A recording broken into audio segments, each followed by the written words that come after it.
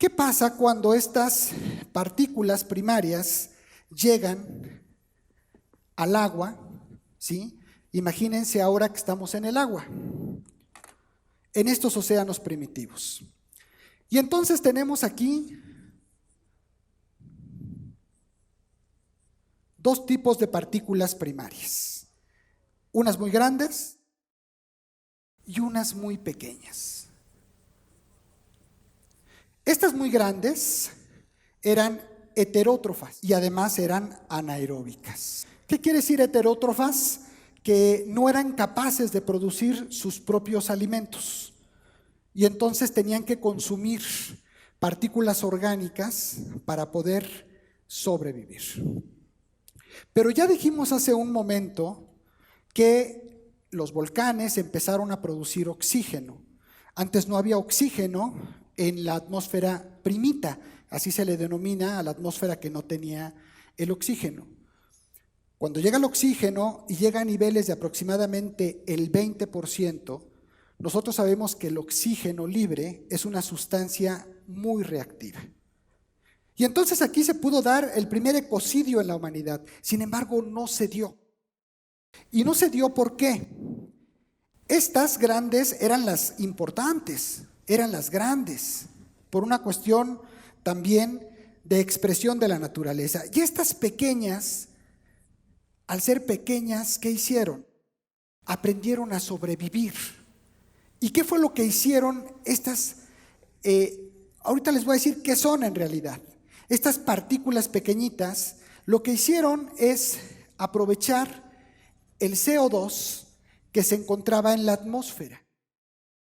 Y este CO2 lo que hicieron fue fijarlo, y además de fijarlo, lo que hicieron fue reducirlo. Y entonces tomaron el oxígeno de este CO2 y aquí, en estas pequeñas células, se inicia la cadena respiratoria que hoy conocemos que se da en la célula. Seguro lo están intuyendo. Eran bacterias. Eran bacterias. Y entonces cuando nosotros hablamos de que estas hermosuras generaban oxígeno, se daba una cadena respiratoria, se vuelven autótrofas, ya son aeróbicas y eran verdaderas pilas de energía las que estaban ahí. Pero además pasaba otro fenómeno muy importante, como esta reducción del CO2 a oxígeno se daba en el agua, ¿sí? Liberaba oxígeno. ¿A qué le suena?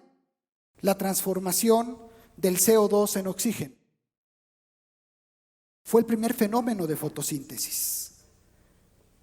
Y entonces se empiezan a generar los planctons también a través de estas bacterias. Y ahí es donde se da la vida. Es donde empieza el origen de todo. Pero quiero que se queden con esto muy grabado, porque después vamos a regresar a este concepto tan importante, en donde ya tenemos nosotros estas bacterias grandes que son heterótrofas, que son anaeróbicas y que se empezaba a terminar ya las partículas primarias de las cuales se alimentaban. Pero por otro lado, estas pequeñitas que son autótrofas y que son aeróbicas y que son unas pilas energéticas maravillosas, eran pequeñas y eran lábiles. Y entonces se decide en el proceso evolutivo dar un fenómeno que se conoce como endosimbiosis. ¿Qué pasó?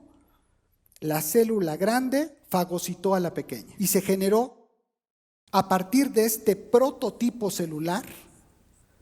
Esto era un prototipo, se le llama de hecho protocélulas.